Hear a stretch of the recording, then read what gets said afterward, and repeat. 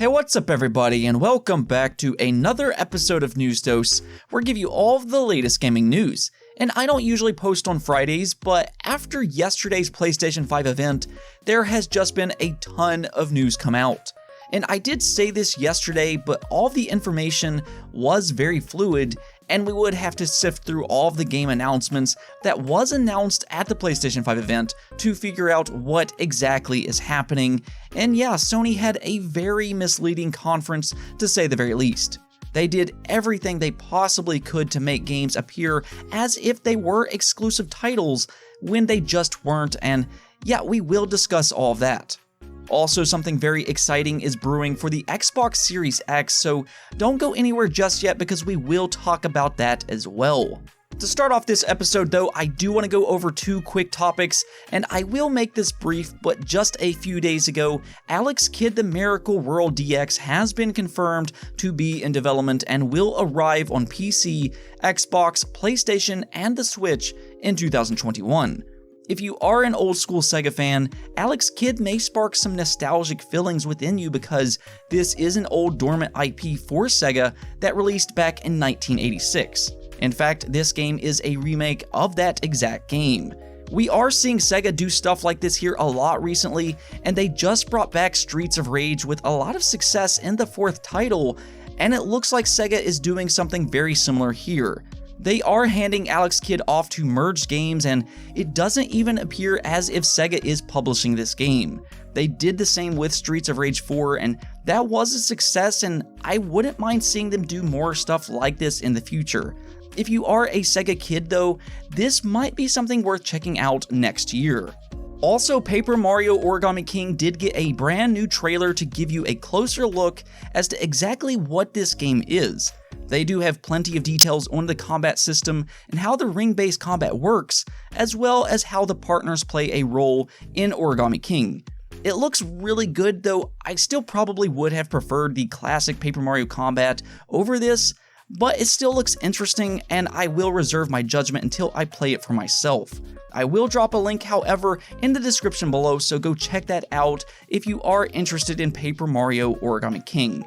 And that's it. Now we're going to jump right into the PlayStation 5 event because there is just so much misinformation out there right now thanks to some brilliant marketing by Sony. Before we talk about this more though, I will still stick to what I said yesterday. I think it was a great event, but however, I am not a fan of misleading the public the way they were trying to be. I mean, Sony did a phenomenal job at making a lot of games yesterday appear as if they're something they're not. Now, to be fair, this is common with Microsoft as well, but let's jump right into this. Right off the bat, we have Spider-Man Miles Morales, and I did say this in yesterday's video. I did not believe that this was a full Spider-Man game, or at least it's not going to be as big as Spider-Man from 2018 on the PlayStation 4. It takes far longer than 2 years to develop a game of that caliber.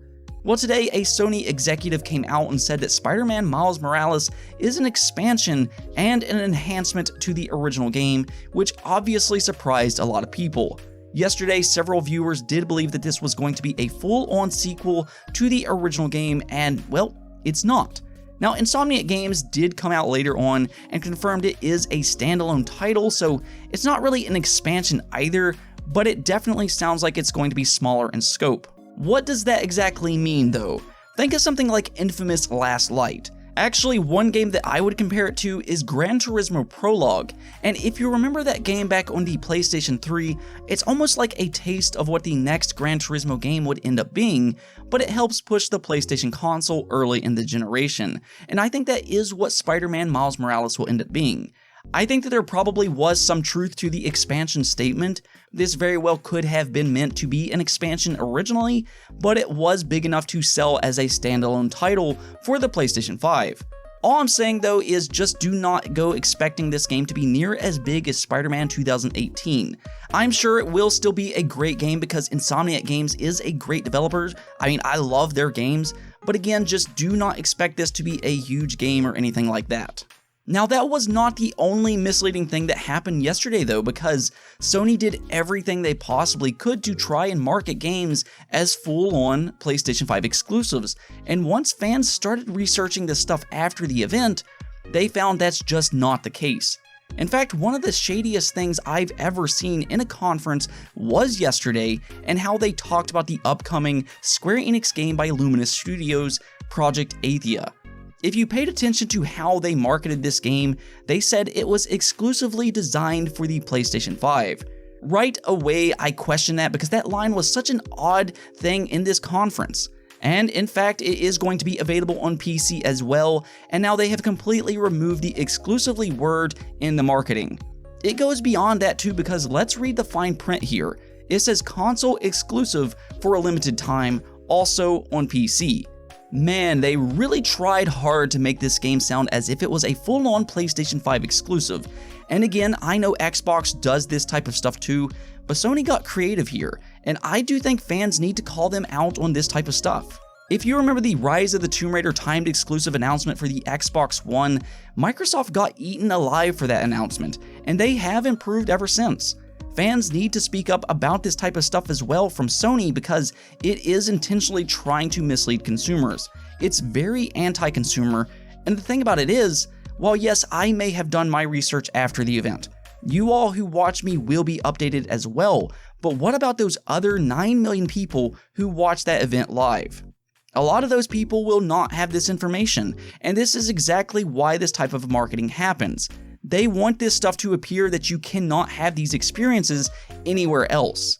I mean, I get it and everything, it is a business, but to use that word exclusively the way it was intentionally going out of their way to make it sound as if it was an exclusive title for the PlayStation 5 when that's just not true. If they would have not used that word, fair enough, but that was very creative to say the least. That was not the only timed exclusive though, because now we have an entire list of all the multi-platform games and timed exclusives announced at the PlayStation 5 event yesterday. Big shout out to Windows Central as they put this list together, but here it is. Grand Theft Auto 5, Hitman 3, Resident Evil 8, Pragmata, and NBA 2K21 are all multi-platform games day one. The rest of this list are all timed exclusive deals. Some will be available on PC day one and others will not. And then of course later on they will come to other platforms such as the Xbox Series X and maybe even the Switch console if possible. That is a lot of timed exclusive deals here. Sony must have really opened up their wallets for next generation titles, and as of this moment, we do not know if they will be 6-month timed exclusives or a full year. Only time will tell, because most, if not all, will probably not talk about how long these deals will stay in place. Now, for the record, I do not have a problem with timed exclusive deals.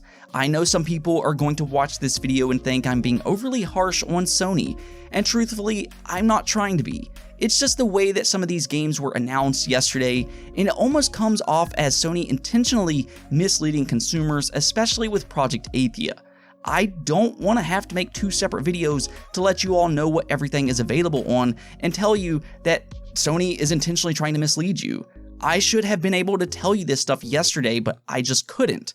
Just be upfront about things is all I ask. With that said though, I still do think that it was a great event. There was a lot of great games there, and I'm super excited for games like Ratchet and Clank, Astrobot, and Sackboy. But please, let's be honest about things and stop intentionally going out of our way to hide that they're coming to other platforms, or that they'll be coming to other platforms in the future. So I'll just leave it at that and move on to the next topic. And our next topic is another event, ironic enough.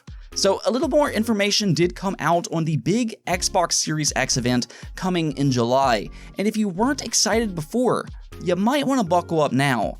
So what we do know for a fact is that this event is focusing on Xbox Game Studios games, which means that these will be first-party exclusive titles for the Xbox Series X and PC, because they do release their games on PC as well. See, Sony, you don't have to hide that type of stuff, you can just say it's available on PC as well. But I digress. Insider Shinobi, which is about an accurate insider as you're going to find, is hyping up this event in a major way, saying they're bringing the heat in July and that there is a lot to show. Now, he doesn't say anything further than that, but if you were expecting another mediocre event like they posted last month, you're probably going to be wrong. Shinobi is very neutral about these subjects as well, and he isn't really biased towards PlayStation or Xbox, so we are probably going to get some major announcements there. Obviously, Halo Infinite will be there, but beyond that, it is a big mystery. If I were to guess, I imagine the new Fable game will be there, a new Forza, possibly Perfect Dark if rumors are true about that game, and probably a lot more. I do think that Xbox's first-party lineup is going to surprise a lot of people next generation. They have acquired and built up a lot of new studios in the last couple years, and we don't know what a lot of them are doing. We know that Obsidian Entertainment is working on a big new AAA RPG, and so is inXile Entertainment. You have Ninja Theory working on Hellblade 2 and Project Mara. Maybe we see those games there, and then you also have Rare, which is working on Everwild. Even Double Fine is working on an unannounced AAA game, and who knows what Xbox Game Studios Publishing puts together. They work with third-party developers to make exclusive games, and I'm sure they've partnered up with several third-party developers, so yeah, let's get excited about the next event, but I will say this. Please, Xbox, if you announce any third-party multi-platform stuff there, just try not to intentionally make it sound as if it's exclusive when it's not. I will criticize Xbox the same way if this happens at any of their events as well. Anyways though, that's it for this video, but if you liked the video, don't forget to hit the bell notification and subscribe button for more content just like this. Peace out.